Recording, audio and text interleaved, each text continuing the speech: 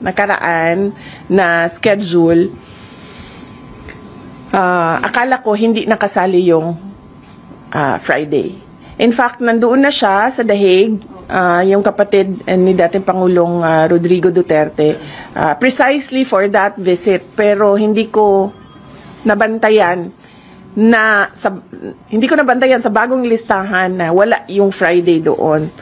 So, ako ang nagkamali doon sa hindi niya pagbisita noong Friday. Ma'am, your comment on the resignation of Mayor Magalong from ICC? Ayaw mag-comment huwag na lang, sir, no comment. Sorry, balik ko lang. Matagal niyo na kung alam yung modus sa di umano'y pangingitbak sa flood control? Hindi lang sa flood control, ma'am, pati sa sa illegal gambling. Tumatanggap sila. So, si Martin Romualdez. So, hindi lang siya sa flood control. Baka kasi yung tao na nagtrabaho ng basura, flood control yung pera na tinatransport nila. Pero marami pang iba pang mga sources ng corruption na dinideliver. Ma'am,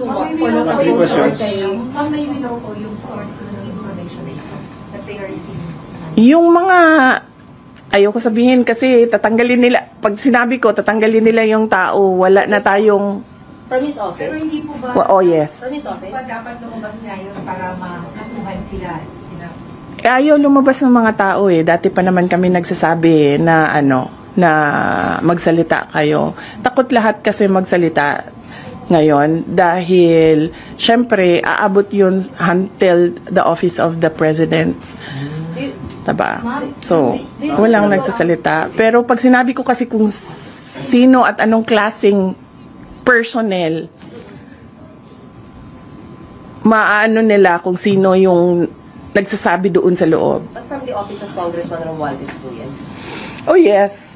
Ito din yung mga tao na nagsasabi sa akin na na aatake sila sa confidential funds. Ito din yung reason kung bakit hindi na namin ginamit yung confidential funds on the third and fourth quarter. Third and fourth quarter noong 2023 kasi sinabihan na kami na pinagmimitingan sa loob. But do you think the government is still stable? No. Ma'am. No.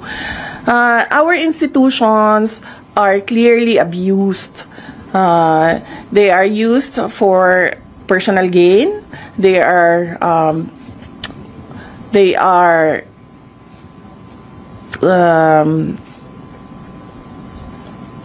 used for personal gain, and we have already seen the testimony of witnesses about corruption, and there is practically nothing happening in our country. Ilang ulit ko na yan sinasabi noon na tigilan yung politika, tigilan yung pansariling pag-una ng pansariling interes kasi walang nangyayari sa ating bansa. Meron ba kayong nakikita at all na project na nakatulong sa ating bayan? Wala. In fact, we ran on the platform of unity and continuity. Ang expectation noon is that there will be continuity on the projects like the build projects of the former administration at yung mga iba pa na nasimulan ni dating Pangulong Rodrigo Duterte, pero wala naman tayong nakita. Ma'am, hindi nagsiserve as an instrument lang sina Congressman Romualdez. Hanggang pa ako dito, hanggang alauna pa ako dito. Ay, sir. Hindi nagsiserve as an instrument sina Congressman Romualdez at may kumpasito ni President Bongbong Marcos.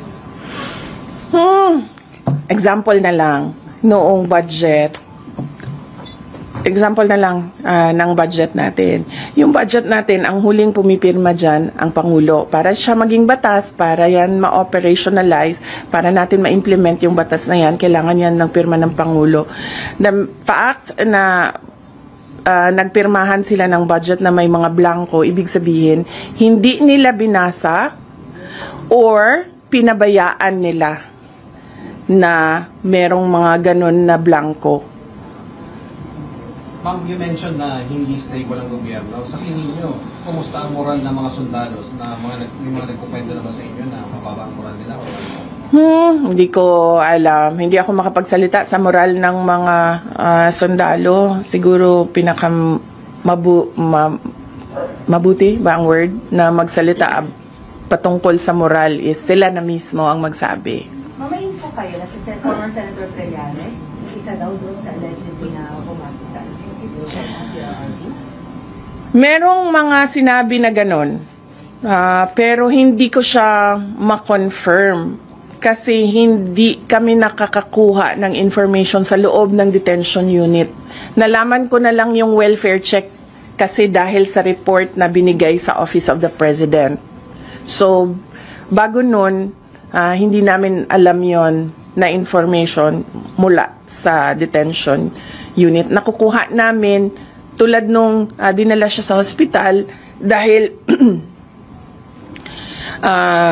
dahil nakita siya na walang malay sa sahig ng kanyang kwarto, nakuha namin yon sa hospital personnel. Hindi sa detention unit, hindi sa ICC. So, you cannot inform by ICC? No, hindi kami hindi kami sinabihan kami na family members, hindi kami sinabihan na may insidente na ganun. Nakuha lang namin yon sa hospital personnel. Madami kasing Pilipino kahit saan ka pumunta, 'di ba, sa buong mundo. Kaya nga hindi makapagtago si Saldico kasi kahit saan ka pumunta, daming Pinoy. So yung hospital personnel nagsabi. When was this? When was this? Kailan po nangyari? Nakita siyang Hindi ko na maalala. Pero hindi ngayon yon, hindi the moment na lumabas yung statement. Hindi lang ako nagsalita noon. Kasi, parang, ang sabi ko sa lawyer, na pag may mangyari naman na ganyan, kung pwede, magbigay naman sila ng information sa inyo. Kahit hindi na sa pamilya, kasi sa tingin nila, hindi dapat siguro bigyan ng, hindi ko alam kung anong rason nila. Sabi ko kahit sa inyo man lang. And then, sinabi ng lawyer that we will work on this and make sure that this will not happen again. So, hindi na ako nagsalita. Nagsalita na lang ako nung nakita ko yung report sa welfare check. Kasi, para bang hindi kaya ng ICC, hindi kaya ng ICC na i-secure ang dating Pangulong Duterte. Tulad nito, merong pagbisita sa isang agent ng government na ito din yung gobyerno na nagdala sa kanya, nag-kidnap sa kanya dito sa Pilipinas, tapos dinala siya sa Hague. May we know yung particular reason bakit po siya nawala ng malay? Any particular illness that led to that? Hindi ko alam, ma'am. Hindi ko kasi nakuha talaga yung report, ma'am. Nakuha lang namin siya sa hospital personnel at yung tests na ginawa sa kanya. But was it confirmed po, for example, by the former president na nangyari na yung incident na yun as reported by the hospital personnel? Tinanong ko siya. Alam ko tinanong din siya ng lawyer. Hindi ko lang alam kung anong mga incidents. But tinanong ko siya kung totoo ba. And then sabi niya, hindi naman yan yung una. Madaming beses na ako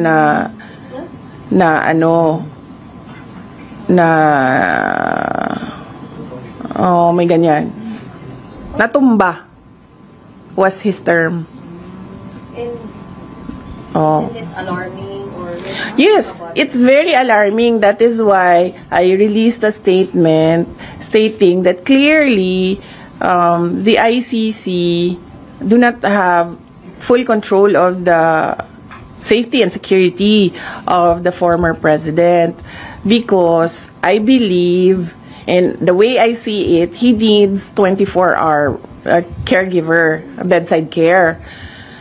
So, yan din yung sinasabi ko sa kanila. Keeping him in without a trial date, without a date for confirmation of charges, is just plain cruelty ba? Pinapahirapan nila yung tao. Nakadetain siya ng para ba siyang kinulong ng hindi siya na-convict. Kaya sinasabi ko doon sa statement na for humanitarian purposes, they should give the or they should allow the interim release of former President Duterte. Anyway, wala namang plano yung tao na lumayas. Nakita naman natin sa behavior ni dating Pangulong Duterte noon, hindi naman siya nagtitreten ng witnesses or ng mga complainants. And wala naman siyang balak bumalik as mayor ng Davao City because sinasabi nga niya, wala naman ako doon, and that would be an injustice to the Davaoenos na meron silang mayor na wala doon. So, wala nang legal reason ba kung bakit hindi pa ibigay yung interim release? Nagkaroon ng rumor ko dun sa malawakang protesta 2 weeks ago. Meron mo bang nakipag-usap sa inyo for a possible change in leadership? Wala, ma'am. Wala sa akin. Baka sila lang gusto maging president. So, sa kanila na yan, ma'am. Ma'am, just to be clear, Grabe, maging si JC. ma'am, yung last incident na sinabi niyo regarding the health of the former president, alin ho ba yun? Nauna ba yun na nangyari before the welfare check or the welfare check muna bago nangyari the last incident? Wala kasi sa akin ang timeline ngayon, sir. Wala sa akin ang timeline. So, hindi ko alam kung ano yung nauna. Yung welfare check o yung he was found unconscious on the floor or ano. Wala sa akin yung timeline, sir. Ma'am, may choice kayo na sa mga countries na pwedeng mag-host sa kanya sa interim release. Will it be sa Europe or Asia? Ano bang prefer ng country? Kung ako, Davao City talaga. Davao City, Philippines. Kahit house arrest yan doon, kahit na gusto ng ICC na ilibing sa ilalim ng bunker yan, na yung house arrest niya, walang problema sa amin, gagawin namin yan.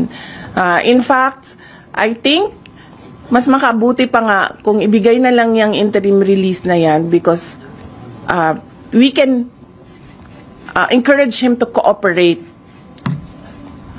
sa mangyayari na trial kung meron man or mangyayari na hearings kung meron man. And mahalaga sa amin yung word of honor namin, no, sa pamilya. So kung sinabi namin na papaniguraduhin namin na lahat ng hearing na sinabi ng ICC na umattend siya, papaniguraduhin namin na nandun siya at nag-attend siya. Saan? Yes, we'd like to thank the Senate and the Honorable Chairperson of the Committee on Finance, Senator Sherwin Gatchalian, for the approval of the budget of the Office of the Vice President.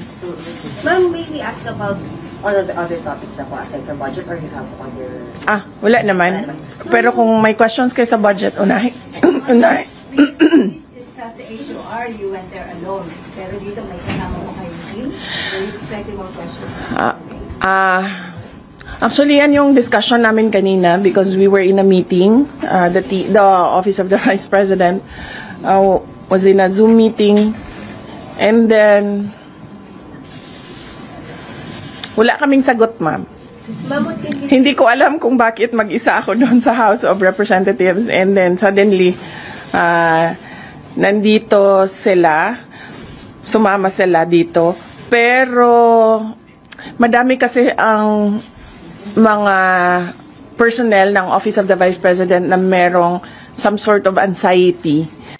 pag pumupunta sila sa House of Representatives dahil sa mga nangyari noong nakaraang taon.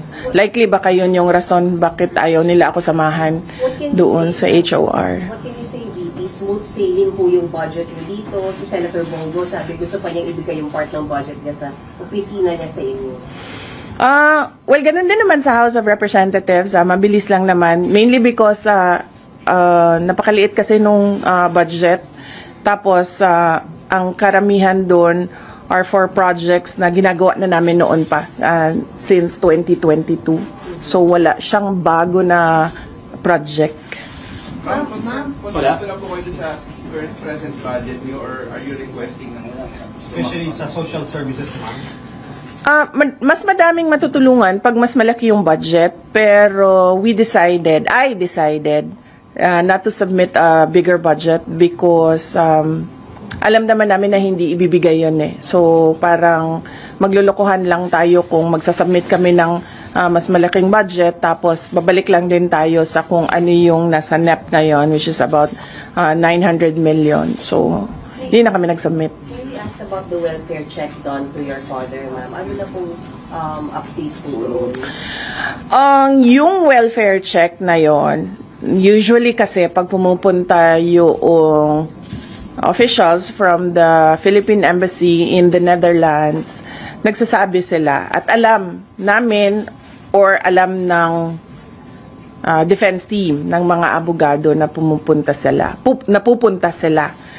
Pero for this one or two, hindi ko pa masigurado kung 2 beses o 1 beses. Pero sigurado ako, hindi ko pa masigurado kung 2 beses. Pero sigurado ko na merong 1 beses na pumunta sila na hindi sila nagsabi sa pamilya man na nandoon sa Hague o sa defense team. Nalaman ko na lang siya noong merong report na binigay sa Office of the President. Was there offense taken on your part? No? Yes, ma'am. Oo. Kasi hindi naman sila nag-welfare check eh. Simula nung dumating si dating Pangulong Rodrigo Duterte, pumupunta sila doon for specific reasons, hindi dahil sa welfare check. So, noong nag-file ang abogado ng indefinite adjournment, noong proceedings, suddenly meron ng welfare check na ginawa yung officials ng embassy. At kung makikita mo doon sa report, ay ini-interview nila si dating Pangulong Rodrigo Duterte. And somehow, nagbibigay sila ng, although nagsabi naman sila doon that we leave it to the medical experts, sa assessment ng overall health niya. Pero meron silang mga insinuations doon na para bang silang nag-a-assess ng kanyang kalusugan. And you see malice in that? Of course, yes. I see malice in that. Number 1, they never did a welfare check. Number 2, they did not coordinate with the defense team. They did not inform the defense team or the family members who are at that time in The Hague. And yun, makikita mo sa report, nag-a-assess sila sa kalusugan. Ma'am, but ICC said it has to have a consent of the detainee daw for them to allow any representative from the government. So we would like to assume, based on their statement, that PRR allowed it. Well, hindi ko na tinanong si Pangulong Duterte kasi ayaw ko na siya ma-stress at ma-distress sa mga nangyari. And ayaw ko na isipin niya na merong mali doon sa mga sinabi niya. So ayaw ko na i-confirm pa sa kanya kung ano yung nangyari doon. The confirmation of the reports that I got a copy of, enough na yon para sa akin na sabihin na na hindi maganda yung kanilang motibo sa pagpunta doon. Dahil unang-una, sinabi ko nga, hindi sila nagpasabi na pupunta sila doon. At nangyari lang yon noong nangyari lang itong welfare check na ito noong merong filing ng indefinite adjournment. At makikita mo sa report, nag-a-assess sila ng kalusugan. Wala pong explanation sa inyo, baby, even after the fact na bumisita sila. After the fact, wala silang explanation. I believe nag-explain ang Department of Foreign Affairs, ang DFA. They said that naggumagawa talaga sila ng welfare check sa mga kababayan natin. So where is he right now? Is he at the hospital or at the detention facility? Nasa detention, as far as I know, nasa detention facility siyang today. Yes. Kailan niyo po siya nakausap sa huli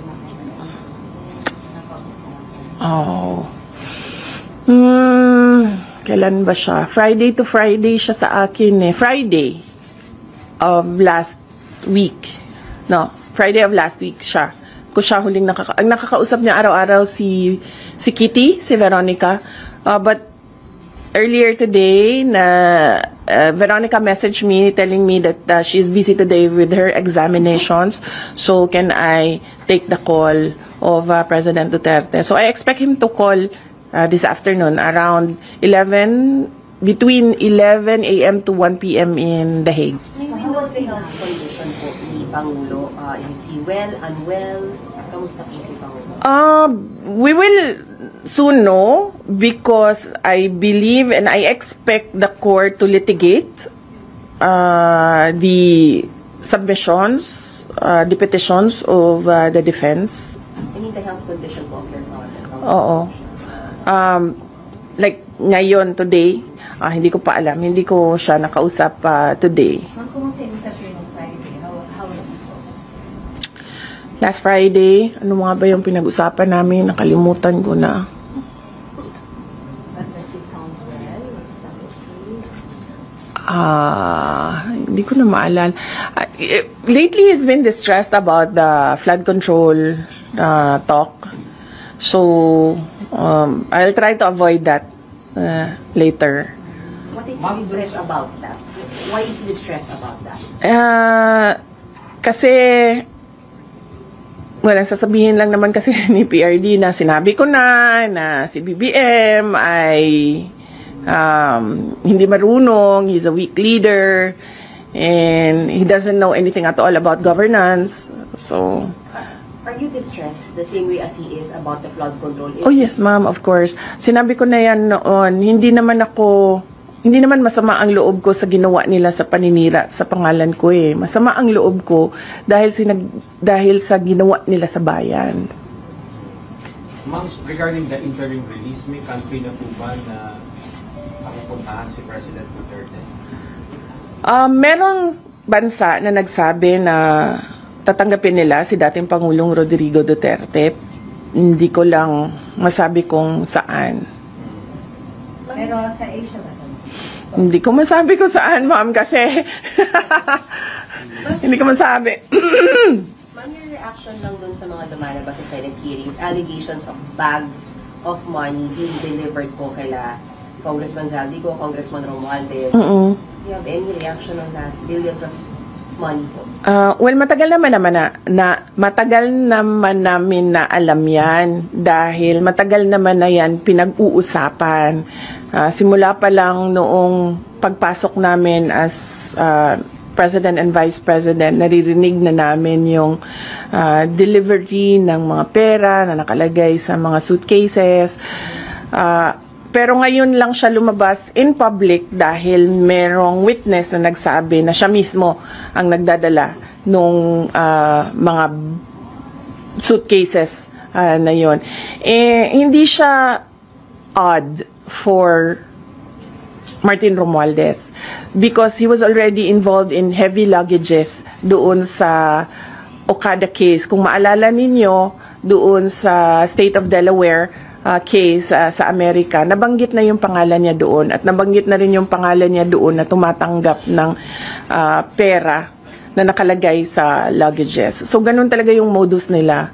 You weren't surprised? Hindi na ako nagulat, ma'am, kasi nababalita naman na yan noon. Hindi lang natin napag-usapan in public kasi walang At noon, panahon na yon, walang magsasabi na nakita ko, ginawa ko, first hand kung ano yung nangyari. Di tulad ngayon na meron talagang isang tao na nagsabi na kung ano yung sistema, ano yung ginawa nila, at paano nila ginagawa yun. Can you confirm that report, going back to Sir, last Friday daw, his brother, Sir Bong, was not allowed to visit him at the detention? Did it reach to you? No. I have to clarify that. No, that is not true. I made a mistake kasi ako yung nagta-traffic nung scheduling ng mga tao na bibisita sa The Hague. Noong merong pinasa sa akin na listahan ng schedule, akala ko yun na yung final confirmed schedule. Hindi nakasali doon yung Friday nakaraan na schedule. Akala ko hindi nakasali yung Friday. In fact, nandoon na siya sa The Hague, yung kapatid ni dating Pangulong Rodrigo Duterte, precisely for that visit. Pero hindi ko nabantayan sa bagong listahan na wala yung Friday doon. So, ako ang nagkamali doon sa hindi niya pagbisita noong Friday. Ma'am, your comment on the resignation of Mayor Magalong from ICC? Ayaw mag-comment huwag na lang, sir, no comment. Sorry, balik ko lang. Matagal nyo na kung alam yung modus sa di umano'y pangingitbak sa flood control? Hindi